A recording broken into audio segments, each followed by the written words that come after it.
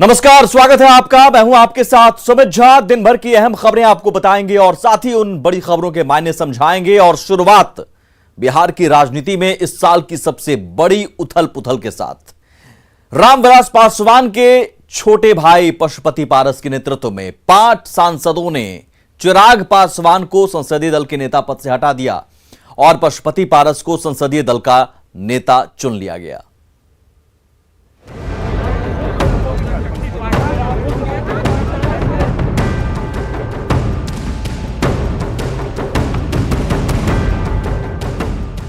कहते हैं तस्वीरें सच का आईना होती हैं। ये 2 तस्वीरें लोक जनशक्ति पार्टी की अंदरूनी सियासत की सच्चाई बताने को काफी हैं। एक तरफ पशुपति पारस के नेतृत्व में एलजेपी के 5 सांसद लोकसभा अध्यक्ष ओम बिड़ला से मिले और पशुपति पारस को एलजेपी संसदीय दल का नेता चुन लिया, तो दूसरी तरफ अलग थलग पड़े चिराग पासवान को अपने चाचा पशुपति कुमार पारस के घर पर 90 मिनट तक इंतजार करने के बाद खाली हाथ लौटना पड़ा। 28 नवंबर 2000 को रामविलास पासवान ने जनता दल से अलग होकर लोक जनशक्ति पार्टी का गठन किया था। तब से अब तक एलजेपी ने तमाम उतार चढ़ाव देखे, लेकिन रविवार की रात से लेकर सोमवार पूरे दिन जो हुआ उसकी शायद ही किसी ने कल्पना की होगी। चिराग पासवान को संसदीय दल के नेता के पद से हटा दिया गया और जल्द ही राष्ट्रीय अध्यक्ष का चुनाव कराने का निर्णय लिया गया। यानी लोकसभा में संसदीय दल के नेता के साथ साथ चिराग की अध्यक्षीय वाली कुर्सी भी खतरे में है। आज की तारीख में एलजेपी में 6 सांसद हैं: चिराग पासवान, पशुपति कुमार पारस, प्रिंस पासवान, वीणा सिंह, चंदन कुमार और महबूब अली कैसर। इनमें से 5 सांसदों ने चिराग पासवान का साथ छोड़ दिया है। बड़ी बात है कि इनमें 2 तो चिराग के परिवार के ही हैं, जबकि बाकी 3 एलजेपी और रामविलास पासवान के वफादार माने जाते रहे हैं। हाजीपुर से सांसद पशुपति पारस एलजेपी के संस्थापक रामविलास पासवान के छोटे भाई के साथ साथ कभी दलित सेना के राष्ट्रीय अध्यक्ष भी हुआ करते थे, लेकिन चिराग पासवान ने अध्यक्ष बनने के बाद उन्हें दलित सेना के अध्यक्ष पद से हटा दिया। समस्तीपुर से सांसद प्रिंस पासवान भी चिराग पासवान परिवार के ही सदस्य हैं। रामविलास पासवान के छोटे भाई रामचंद्र पासवान के बेटे प्रिंस पासवान को चिराग ने पहले बिहार में एलजेपी का प्रदेश अध्यक्ष बनाया और कुछ ही दिनों बाद राजू तिवारी को कार्यकारी प्रदेश अध्यक्ष बनाकर साइडलाइन कर दिया। चंदन कुमार की बात करें तो वो सूरजभान के छोटे भाई हैं। एलजेपी के गठन के बाद से ही सूरजभान की गिनती रामविलास पासवान के करीबियों में होती है। वैशाली से सांसद वीणा सिंह भी पावरफुल पॉलिटिकल फैमिली से ताल्लुक रखती हैं। इनकी राजनीतिक हैसियत का अंदाजा इसी बात से लगाया जा सकता है कि वीणा सिंह ने रघुवंश प्रसाद सिंह जैसे कद्दावर नेता को 2019 में हरा दिया। महबूब अली कैसर की गिनती पार्टी के मुस्लिम चेहरे के तौर पर होती है।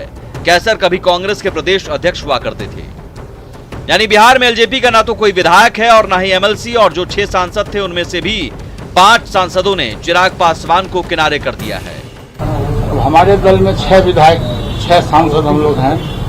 5 सांसद की इच्छा थी 6 महीना से कि हमारी पार्टी का अस्तित्व खत्म हो रहा है, इसलिए पार्टी को अब बचा लीजिए। तो मैं पार्टी तोड़ा नहीं हूँ, मैं पार्टी को बचाया हूँ और स्वर्गीय पासवान जी के आत्मा को शांति के लिए जब तक मैं जिंदा रहूँगा, लोक जनशक्ति पार्टी देश में जिंदा रहेगी और हम उसको बरकरार रखेंगे। चिराग के रवैये से नाराज एलजेपी के 5 सांसदों ने चिराग को पार्टी में अलग थलग तो कर ही दिया, एनडीए में अपनी आस्था भी जाहिर कर दी। यानी नीतीश से भी नजदीकी संभव है। अब सवाल है कि चिराग को किनारे करने के बाद एलजेपी की राजनीति कैसी होगी? क्या पशुपति पारस के नेतृत्व में एलजेपी बिहार की तीसरी बड़ी सियासी ताकत फिर से बन पाएगी? Bureau report, news 18।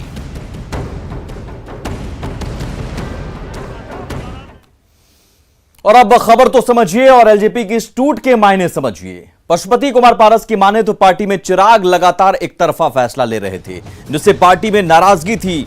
पार्टी के 99% कार्यकर्ता, सांसद, विधायक और समर्थक चाहते थे बीते विधानसभा चुनाव में पार्टी एनडीए का हिस्सा बनी रहे, लेकिन ऐसा नहीं हो सका। विधानसभा चुनाव में एलजेपी का प्रदर्शन बेहद खराब रहा। चिराग पासवान की पूरी ताकत लगाने के बाद भी एलजेपी एक ही सीट जीत सकी थी, जिसके बाद से पार्टी में चिराग के खिलाफ नाराजगी बढ़ रही थी।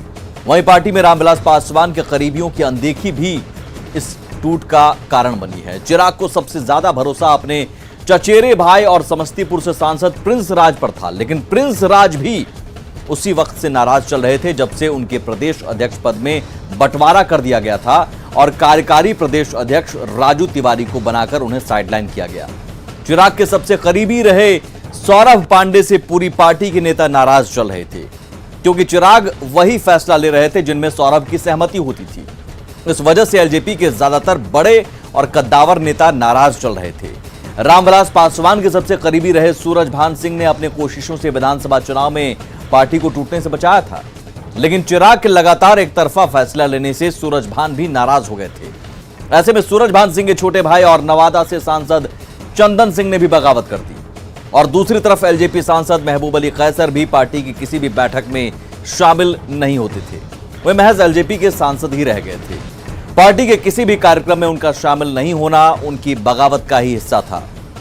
और वहीं वैशाली से सांसद वीणा सिंह रामविलास पासवान की करीबी रही थी, लेकिन चिराग ने उन्हें भी कभी तरजीह नहीं दी और ये एक एक कड़ी जुड़ती गई और आज उसकी पूरी तस्वीर सामने आ गई एलजेपी में बड़ी टूट के तौर पर। वहीं बिहार फर्स्ट का नारा देकर चिराग पासवान ने एनडीए से नाता तोड़ा था। नीतीश असंभव की बात कहकर विधानसभा चुनाव अकेले लड़ने का ऐलान किया था, लेकिन आज चिराग पासवान खुद एलजेपी में अकेले पड़ गए हैं। पार्टी का एकमात्र विधायक जेडीयू का दामन पहले ही थाम चुका है। अब 5 सांसदों ने चिराग को अध्यक्ष और संसदीय दल के नेता के पद से बेदखल कर दिया है।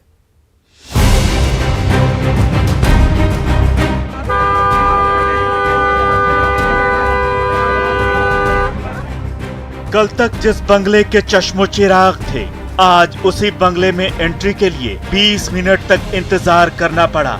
लोजपा नेता चिराग पासवान अपने चाचा पशुपति कुमार पारस के घर के बाहर गाड़ी में बैठे रहे, हॉर्न बजाते रहे, लेकिन घर का दरवाजा नहीं खुला। 20 मिनट के बाद घर का मेन गेट खुला। घर का गेट तो खुल गया, लेकिन चाचा के दिल में एंट्री नहीं मिली। तो निश्चित रूप से चिराग पासवान के लिए झटका है, सदमा है, परेशानी वाली बात है कि अपने ही घर में, अपने चाचा के घर में और अपने चचेरे भाई के घर में उनको यहाँ पर आधे घंटे तक इंतजार करना पड़ा। उसके बाद बहुत ही मुश्किल से एंट्री मिली है इस घर। देश की राजनीति में ऐसी अप्रत्याशित तस्वीर कभी कभार ही देखने को मिलती है, जैसी आज देखने को मिली। चिराग पासवान कल तक लोक जनशक्ति पार्टी के अध्यक्ष के साथ साथ लोजपा संसदीय पार्टी के नेता भी थे, लेकिन रामविलास पासवान के छोटे भाई पशुपति पारस के नेतृत्व में पार्टी के 5 सांसदों ने चिराग को संसदीय बोर्ड के अध्यक्ष पद से हटा दिया। चिराग को जब तक खबर लगती तब तक पांव के नीचे से सियासी जमीन खिसक चुकी थी और वो कुर्सी भी जिस पर बैठकर चिराग पासवान मनमाफिक फैसले लिया करते थे। आनन फानन में चाचा को मनाने के लिए चोटिल हाथ से खुद गाड़ी चलाकर चिराग उनके घर पहुंचे, लेकिन चाचा पारस के घर के बाहर जितना इंतजार करना पड़ा उसकी कल्पना चिराग ने सपने में भी नहीं की होगी। इस समय 12:05 हुए हैं। 11:40 के करीब चिराग पासवान यहाँ पर पहुंचे थे। 10-12 मिनट तक वो गाड़ी से हॉर्न बजाते रहे, तब जाकर के घर का दरवाजा खुला और 15 मिनट के करीब वो अपनी गाड़ी में इंतजार करते रहे, तब जाकर के घर का दरवाजा खुला और इस समय चिराग पासवान पशुपति नाथ पारस के घर के अंदर घुसे हैं। बस कुछ ही महीनों पहले की बात है। बिहार विधानसभा का चुनाव होने वाला था। एनडीए में सब कुछ ठीक ठाक था। सभी पार्टियां चुनाव की तैयारियों में जुटी थी। अचानक चिराग पासवान ने बिहार के मुख्यमंत्री नीतीश कुमार के खिलाफ मोर्चा खोल दिया। बिहार फर्स्ट और बिहारी फर्स्ट की बात कहते हुए चिराग ने नीतीश असंभव का नारा दे दिया और एनडीए से अलग होकर चुनाव लड़ने का ऐलान कर दिया। चिराग के इस अप्रत्याशित कदम से एनडीए को, खासकर जेडीयू को काफी नुकसान हुआ, लेकिन उससे भी ज्यादा नुकसान खुद लोजपा को ही हो गया। पार्टी का सिर्फ एक विधायक चुनाव जीत सका, वो भी बाद में जेडीयू में शामिल हो गया। अब जबकि पार्टी के सांसदों ने चिराग पासवान को संसदीय दल के नेता पद से भी बेदखल कर दिया है, तो ये कहावत चरितार्थ होती हुई दिख रही है कि चिराग न घर के रहे न घाट के। सवाल ये उठता है कि अब चिराग पासवान का क्या होगा? क्या होगा उनके बिहारी फर्स्ट का? क्या यह चिराग की सियासत का द एंड है? न्यूज़ 18 के लिए दिल्ली से अमितेश के साथ ब्यूरो रिपोर्ट। और अब खबर तो समझिए, एलजेपी में टूट पड़ने पर बिहार की सियासत तेज हो गई है और एलजेपी में टूट के बाद अब डैमेज कंट्रोल की कवायद में चिराग पासवान जुटे। अब जब चिराग पासवान के हाथ से बाजी फिसल चुकी है ऐसे में सवाल उठ रहा है कि आखिर एलजेपी में जारी सियासी बवाल का बिहार की राजनीति पर क्या असर होगा।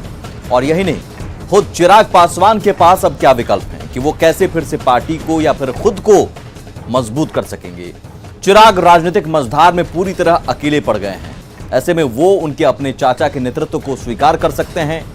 एक स्थिति यह हो सकती है कि बीजेपी की ओर से चिराग को कुछ सपोर्ट मिले। ऐसा इसलिए क्योंकि अगर चिराग पार्टी से अलग हटते हैं तो उनके लिए आरजेडी और कांग्रेस दोनों ही ओर से ऑफर आ रहे हैं। हो सकता है कि बीजेपी चिराग किसी भी तरह से महागठबंधन का हिस्सा बनने दे। ऐसे में पार्टी चिराग पासवान को साथ में लेते हुए आगे बढ़ने की कोशिश करेगी और कोशिश ये होगी कि चिराग महागठबंधन का हिस्सा ना बने।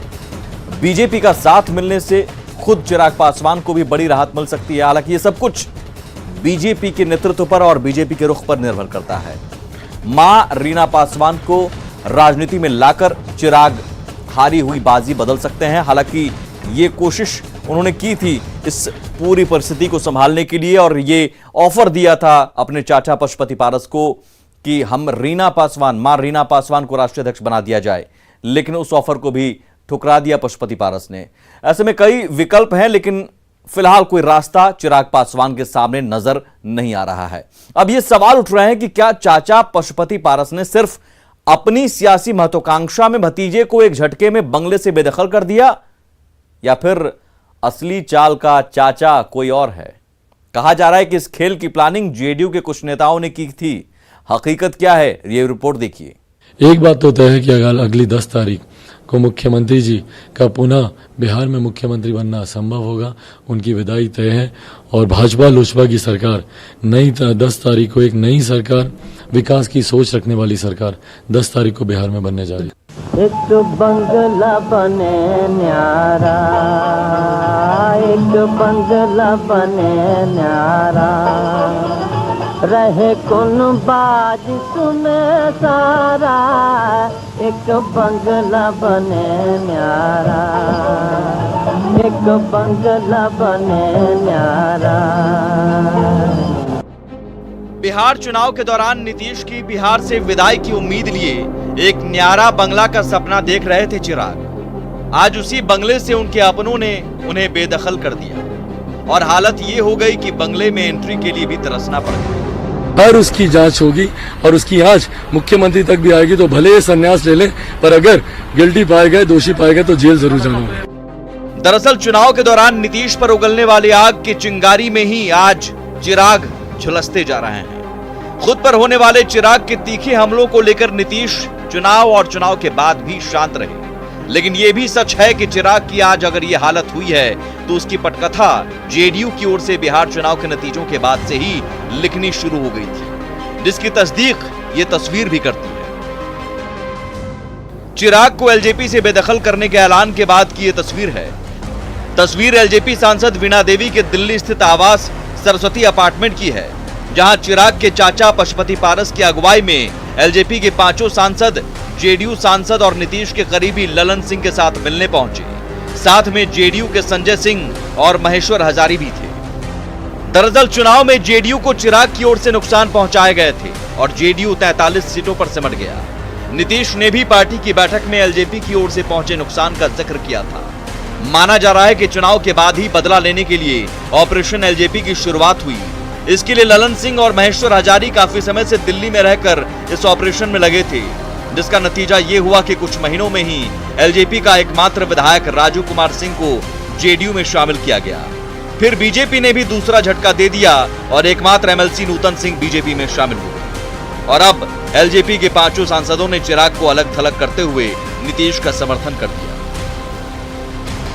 जेडीयू का ऑपरेशन कामयाब रहा और कामयाबी की खुशी जेडीयू के राष्ट्रीय अध्यक्ष आरसीपी सिंह के इस बयान में झलक रही है।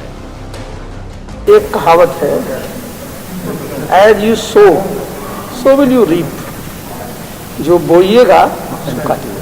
और आप जानते हैं कि बिना मेहनत के किसी को बहुत बड़ा पद अगर मिल जाता है तो देखिए, पद प्राप्त करना और उसको पचाना, ये दोनों बहुत अहम होता है। अब सवाल है कि अलग थलग पड़े चिराग क्या करेंगे। वैसे चिराग को तुरंत आरजेडी और कांग्रेस ने साथ आने का ऑफर दिया है, तो क्या चिराग बंगला छोड़ लालटेन की लौ जलाएंगे या हाथ मजबूत करेंगे? देश में दो नौजवान हैं और खासकर बिहार में आदरणीय तेजस्वी प्रसाद यादव जी और चिराग पासवान जी, और जरूरत की मांग भी है, बिहार की मांग भी है कि दोनों नौजवान एक साथ राजनीति करें। लोक जनशक्ति पार्टी में जो कुछ भी फूट की खबरें आ रही हैं, मैं समझता हूं ये एलजेपी का और एनडीए का आंतरिक मामला है, लेकिन जिन लोगों ने इस फूट को ऑर्गेनाइज किया है, वो खबरों से लगता है कि जेडीयू के नेता इसमें शामिल हैं। इस पूरे घटनाक्रम से एक बात साफ है कि धैर्य से रहकर बिना शोर किए अपने विरोधियों से कैसे बदला लिया जाता है, नीतीश कुमार ने एक बार फिर बता दिया है। जब नीतीश ज्यादा कमजोर लग रहे हों, उस वक्त नीतीश के हमले ज्यादा सटीक और मारक होते हैं। Bureau report, news 18। और खबर तो समझिए, दरअसल विधानसभा चुनाव में एलजेपी ने एनडीए से अलग रुख अख्तियार कर मैदान में उतरी थी। एलजेपी बिहार की 135 सीटों पर चुनावी मैदान में अपने प्रत्याशी उतारे थे, लेकिन चुनाव में पार्टी को करारी हार का सामना करना पड़ा। बेगूसराय की मटिहानी सीट से राजू सिंह सिर्फ चुनाव जीतने में सफल रहे थे। एलजेपी को भले ही चुनाव में करारी हार का सामना करना पड़ा था, लेकिन उसने जेडीयू का सियासी खेल बिगाड़ दिया था। एलजेपी ने 135 में से 115 उम्मीदवार जेडीयू के खिलाफ उतारे थे और जेडीयू के मुताबिक उसे 36 सीटों का नुकसान एलजेपी की वजह से हुआ था और जेडीयू तीसरे नंबर पर रही थी। विधानसभा चुनाव के दौरान चिराग ने सीएम नीतीश कुमार के खिलाफ तीखी बयानबाजी की थी। चिराग ने सीएम को जेल भिजवाने के दावे के साथ नीतीश सरकार के भी गिरने का दावा किया था। चिराग ने कहा था कि 10 नवंबर के बाद सीएम तेजस्वी के आगे झुकते नजर आएंगे, क्योंकि उन्हें सिर्फ अपनी कुर्सी की चिंता है। साथ ही यह भी कहा था कि गृह मंत्रालय अपने पास रखकर भी सीएम अपराध को नहीं रोक पा रहे हैं। जेल भेजने तक की भी बात कही थी और शायद वही आग जो नीतीश कुमार पर चिराग उगल रहे थे, उसी आग की चिंगारी में आज चिराग झुलस रहे हैं। तो नीतीश कुमार के खिलाफ आग की चिंगारी में चिराग खुद झुलसते नजर आ रहे हैं और नीतीश चुनाव और चुनाव के बाद भी शांत रहे। लेकिन सच है कि चिराग के अलग थलग पड़ने की पटकथा जेडीयू की तरफ से बिहार चुनाव के नतीजों के बाद से ही लिखनी शुरू हो गई थी। एलजेपी से बेगूसराय की मटिहानी सीट से राजकुमार सिंह सिर्फ विधानसभा चुनाव जीतने में सफल रहे थे, फिर उन्होंने बाद में जेडीयू का दामन थाम लिया। एलजेपी के एकमात्र एमएलसी सुशांत सिंह राजपूत की भाभी और मंत्री नीरज सिंह बबलू की पत्नी नूतन सिंह ने फिर बीजेपी का दामन थाम लिया था। और आज दिल्ली में एलजेपी सांसद वीणा देवी के आवास पर जेडीयू नेता ललन सिंह ने एलजेपी के 5 सांसदों से मुलाकात की। इस दौरान जेडीयू नेता संजय सिंह और महेश्वर हजारी भी मौजूद रहे। इससे चिराग के खिलाफ बगावत करने वाले एलजेपी सांसदों के जेडीयू में शामिल होने की अटकलें भी तेज हो गई हैं और कहीं ना कहीं ये भी अटकलें कि कहीं इस पूरे पर्दे के पीछे जेडीयू ही रहा है। लेके क्या करेंगे?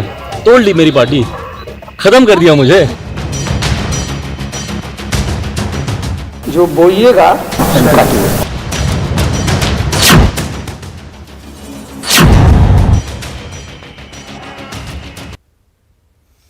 आगे बढ़ते हैं। अयोध्या में मंदिर बनवा रहे श्री राम जन्मभूमि तीर्थ क्षेत्र ट्रस्ट पर भ्रष्टाचार के गंभीर आरोप लगे हैं। विपक्ष इस मामले को लेकर पूरी तरह से हमलावर है, वहीं ट्रस्ट सभी आरोपों को बेबुनियाद बता रहा है। ऐसे में सवाल है कि क्या मंदिर एक बार फिर सियासी मकड़जाल में फंसने जा रहा है?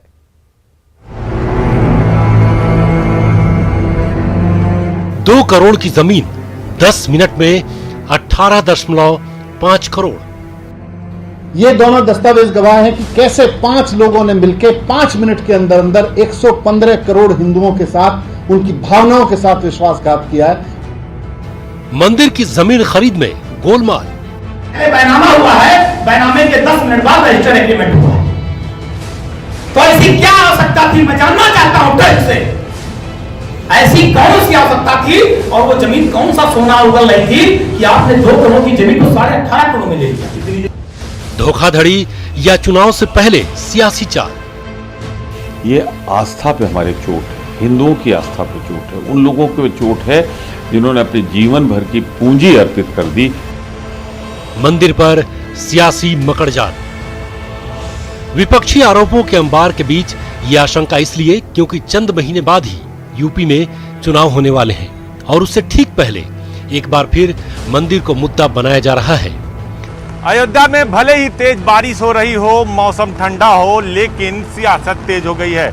वजह है ये जमीन, जिस जमीन पर हम मौजूद हैं, ये वो जमीन है जिसे राम जन्मभूमि तीर्थ ट्रस्ट ने बैनामा लिया है। अमरूद की बाग वाली ये जमीन मंदिर से करीब 300 मीटर की दूरी पर है। आप बखूबी अंदाजा लगा सकते हैं कि अब इस जमीन की अहमियत क्या हो गई होगी। लेकिन तमाम विपक्षी पार्टियों की तरफ से जमीन खरीद में भ्रष्टाचार के आरोप लगाए जा रहे हैं। आरोपों के मुताबिक 2 करोड़ की जमीन को ट्रस्ट ने 18.5 करोड़ में खरीदा है। पहले जमीन की कीमत 2 करोड़ थी, लेकिन महज 10 मिनट में ही डील पक्की हुई और वो कीमत हो गई 18.5 करोड़। 10 मिनट के अंतराल में जमीन की कीमत 16.5 करोड़ बढ़ गई, यानी प्रति सेकंड 5.5 लाख रुपए महंगी होती गई जमीन, और 10 मिनटों में कीमत में 9 गुना इजाफा हो गया। अब इस जमीन खरीद की जांच की मांग हो रही है कि 10 मिनट में 2 करोड़ से जमीन 18.5 करोड़ की हो गई। इसकी सीबीआई जांच होनी चाहिए। काले धन को सफेद तो नहीं किया जा रहा है, कुछ और तो खेल नहीं हो रहा है, पर जांच करे वही सुप्रीम कोर्ट की बेंच जिसने फैसला दिया था, उसके जो बाकी जजेस बचे हैं। चंदे के पैसे में घोटाला और भ्रष्टाचार हो रहा है, और उनके समर्थन में जिस प्रकार से भारतीय जनता पार्टी आई, मैं पूछना चाहता हूं भाजपा वालों को इन करोड़ों के घोटाले में कितना हिस्सा मिला है, उनको बताना। सुना आपने, जांच की मांग अब आरोप तक पहुंच गई। ट्रस्ट के साथ बीजेपी को भी घसीट लिया गया। तो सुनिए बीजेपी की तरफ से क्या जवाब मिला। देखिए, जिनके हाथ राम भक्तों के खून से रंगे हैं वो सलाह ना दें। अगर कोई किसी ने भी गड़बड़ किया होगा, ट्रस्ट उसकी जांच करेगा और जो दोषी होंगे उनके खिलाफ कार्रवाई होगी। यूपी सरकार की तरफ से मामले की जांच की बात भी कही गई और दोषी पाए जाने पर कार्रवाई का भरोसा भी दिया गया। लेकिन सुनिए ट्रस्ट के महासचिव चंपत राय ने इस पूरे मामले पर क्या सफाई दी। आरोप लगते ही रहते हैं। मैं 100 साल से आरोप ही देख रहे हैं हम लोग। आरोप से हम चिंता नहीं करते। आप भी चिंता मत करिए, आप खूब लगाइए। आप अपना काम करिए, हम अपना काम करेंगे। ट्रस्ट के कुछ में कहना है इस बारे में? नहीं कहना, अभी स्टडी करेंगे। इस खरीद पर उठाए जा रहे सवालों के बाद अयोध्या के महापौर भी संदेह के घेरे में हैं। इसलिए उन्होंने भी अपनी दलील दी। ट्रस्ट ने प्रेस रिलीज करके ये बता दिया है कि वो वर्षों पुराना अनुबंध था, उन्होंने अपने नाम कराया, ट्रस्ट को किया है। और ये जो लोग इसको उठाए हैं पूर्णतः राजनैतिक हैं और राजनीति से प्रेरित हैं। राम मंदिर को सालों से सबसे बड़ा सियासी मुद्दा बना दिया गया है। अब हमला चौतरफा हो रहा है। जो सत्ता में लौटना चाहते हैं वो भी हमलावर हैं, और जो यूपी की सियासत में जमीन तलाश रहे हैं वो भी। पवन पांडे का सीधे कहना है कि सीबीआई जांच हो, जबकि संत भी कह रहे हैं कि जांच होगी, और अगर गलत निकला तो पवन पांडे और संजय सिंह जैसे नेताओं की खैर नहीं है। कैमरा पर्सन शोभित के साथ अजीत सिंह, न्यूज 18 अयोध्या। और एक बड़ी खबर, पशुपति कुमार पारस को मान्यता मिल गई है। एलजेपी संसदीय दल के नेता के तौर पर मान्यता मिल गई है। लोकसभा अध्यक्ष ओम बिरला ने मान्यता दी है और इस बाबत लोकसभा सचिवालय की ओर से बाकायदा अधिसूचना जारी की गई है। पहले चिराग पासवान संसदीय दल के नेता थे, लेकिन आज पूरा घटनाक्रम जो दिन भर चला, 5 सांसद पशुपति कुमार पारस समेत 5 सांसदों ने लोकसभा अध्यक्ष ओम बिरला को समर्थन पत्र सौंपा और ये फैसला बताया गया कि अब संसदीय दल के नेता के तौर पर पशुपति कुमार पारस हैं और लोकसभा अध्यक्ष ओम बिरला से मिलकर पत्र सौंपा गया। अब मान्यता दे दी गई है। आधिकारिक तौर पर लोकसभा सचिवालय से अधिसूचना भी जारी की गई है, यानी संसदीय दल के नेता, एलजेपी संसदीय दल के नेता अब पशुपति कुमार पारस हैं, चिराग पासवान नहीं।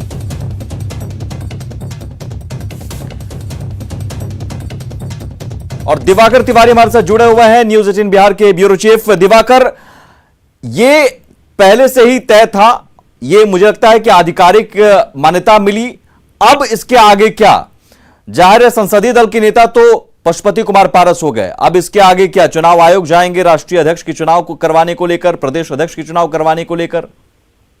जी बिल्कुल, अब जो इंतजार था पशुपति कुमार पारस को उस पे मुहर लग गई है। यानी कि ओम बिरला को उन्होंने पत्र सौंपा था कि सभी सांसदों ने उन्हें संसदीय दल का नेता चुना है, तो अब चिराग पासवान की जगह पे पशुपति कुमार पारस संसदीय दल के नेता होंगे।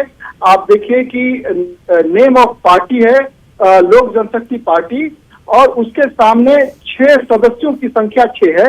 टेक्निकली अभी चिराग पासवान पार्टी से बाहर नहीं किए गए हैं, जैसा कि पशुपति कुमार पारस ने कहा कि अभी भी वो पार्टी में बने हुए हैं। अब उन पर डिपेंड करता है, उनके साथ हमारा कोई कड़वाहट नहीं है, पार्टी को हमने तोड़ा नहीं है, बल्कि नेतृत्व में परिवर्तन हुआ है। तो पशुपति कुमार पारस अब जो है लोकसभा में लोजपा संसदीय दल के नेता होंगे। उसकी सदस्य संख्या 6 है और ये बजाबता जो है लोकसभा सचिवालय की तरफ से नोटिफिकेशन किया गया है। आप देखिए पहले पत्र में ये जानकारी दी गई है कि लोकसभा जो 17th लोकसभा है उसको 13 जून को ये सूचना दी गई थी लोजपा की तरफ से जो नेतृत्व परिवर्तन की, और आज 14 जून है। लोकसभा के जो अध्यक्ष है ओम बिरला, उन्होंने उस पर मुहर लगाई है। वो औपचारिक रूप से उसको नोटिफिकेशन जारी किया है और अधिसूचना जारी की गई है। अब से जो है पशुपति कुमार पारस होंगे संसदीय दल के नेता लोजपा के, और अगला कदम जो पशुपति कुमार पारस का होगा वो इलेक्शन कमीशन का होगा। अगर चिराग पासवान कोई ऐतराज जताते हैं, चिराग पासवान को उन्होंने कहा है कि जो संबंध हमारे जो उनके साथ हैं तो वो उसी तरीके के रहेंगे, लेकिन आने वाले दिनों में अगर कोई हर्डल्स आते हैं और इस बीच जो निर्वाचन की जो प्रक्रिया होगी, चाहे वो प्रदेश अध्यक्ष चुनने की बात होगी, राष्ट्रीय अध्यक्ष चुनने की बात होगी, तो एक पार्टी का संविधान होता है, उसके तहत जो है ये सारी प्रक्रियाएं होती है और फिर उसके बाद इलेक्शन कमीशन में राष्ट्रीय कार्यकारिणी के पदाधिकारियों के नाम जाते हैं, राष्ट्रीय परिषद का नाम जाता है, और उसके बाद इलेक्शन कमीशन की मुहर लगती है और मान्यता दे दी जाती है। चलिए, बहुत शुक्रिया दिवाकर इस जानकारी के लिए। आगे बढ़ते हैं। न डरिए न डराइए, सच जानिए और वही बताइए, प्लीज अफवाह मत फैलाइए। वैक्सीन ही है संजीवनी, इसे अपनाइए। और यही काम कर रहा है नेटवर्क 18, जो फेडरल बैंक के साथ मिलकर वैक्सीनेशन को लेकर जागरूकता अभियान चला रहा है, जिसका नाम है संजीवनी, अ शॉट ऑफ लाइफ, और काम है जागरूकता के जरिए कोरोना को मात देना।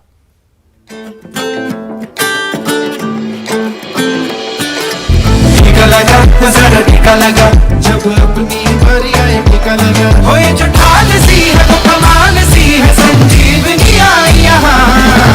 टीका लगा तो जरा टीका लगा जब अपनी बारी आए, टीका लगा तो जरा टीका लगा जब अपनी बारी आए, टीका लगा तो जरा टीका लगा तो जरा टीका टीका टीका टीका लगाया क्या। और इसी के साथ इस बुलेटिन में इतना ही। आगे भी खबरों का सिलसिला लगातार जारी है। नमस्कार।